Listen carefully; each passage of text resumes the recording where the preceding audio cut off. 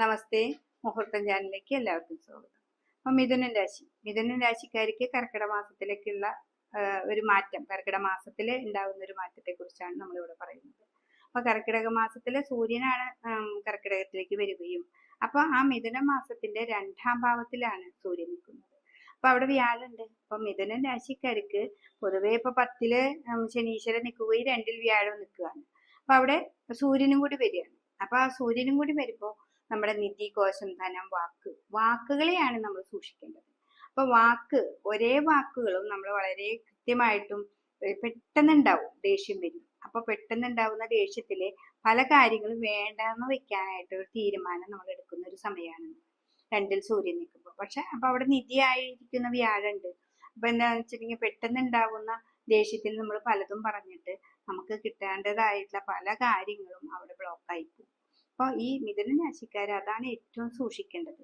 കർമ്മത്തിലാണെങ്കിൽ 10ൽ ഇവിടെ കണ്ടകനായിട്ട് ശനീശ്വരൻ നിൽക്കുന്നുണ്ട്. ആ ശനീശ്വരന്റെ ഭാവമായ വ്യാഴാണ് 2ൽ.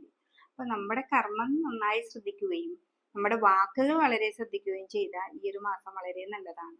നിങ്ങൾക്ക് വേണ്ടതായിട്ടുള്ള കാര്യങ്ങൾ നിങ്ങളിൽ തന്നെ വന്നുകൊള്ളൂ എന്ന് പറയില്ലേ, അതുപോലെയാണ്. അപ്പൊ ഈ കർക്കിടക മാസമാണ് ദോഷമാസാണ് എന്നൊന്നും നിങ്ങൾ ചിന്തിക്കേണ്ട. മിഥുന രാശിക്കാര് ഏറ്റവും നല്ലൊരു സമയം തന്നെയാണ് അവർക്ക്. അപ്പൊ അവര് വാക്കുകളെ സൂക്ഷിക്കുക.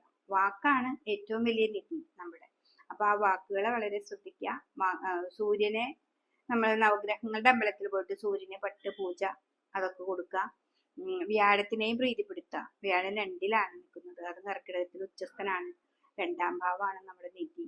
അപ്പോൾ അവിടെ നമ്മുടെ വാക്കുകളിലൂടെ നമുക്ക് ധാരാളം സമ്പാദ്യഭാവം ഉണ്ടാക്കാനായിട്ട് കർമ്മവും നന്നായി നോക്കുക, വാക്കുകളും വളരെ ശ്രദ്ധിച്ച ഈ ഒരു വർഷം തന്നെ നല്ലതാണ്. അപ്പൊ ഈ ഒരു മാസം കൊണ്ട് നിങ്ങൾക്ക് ഏറ്റവും നല്ലതായിട്ട് പുതിയ ലോണുകളോ അല്ലെങ്കിൽ പിന്നെ എന്തെങ്കിലും നമ്മൾ ഇൻവെസ്റ്റ്മെന്റ് ഒക്കെ കിട്ടുന്നെങ്കിൽ അതിൽ നിന്നൂടെ കിട്ടുന്ന ധനവും അതൊക്കെ കർക്കിടക മാസം ആണെങ്കിൽ പോലും നിങ്ങൾക്ക് അത് നല്ല രീതിയിലേക്ക് കൊണ്ടുവരാനായിട്ട് സാധിക്കും.